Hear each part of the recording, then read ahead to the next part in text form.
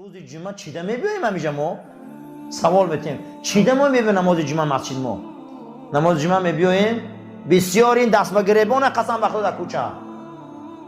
بسیار این جنجال میکنه گوش نمیکنه به نهایت اخلاقای به تربیت های پس دارن بسیار اینا 5 وقت نماز نمیخونن باور کنه همین روز جمعه جمعه خانی میبیاین اینا همینجا بسیارش خوراکخوری چایخوری چخچخکنی میبیاین امر معروف و موعظه و خطبه میرون اینا حالی هم چای خورده استیان خیلی کنه همینا جنت میرن خیلی کنه پگه ترازی همینا وزوی نه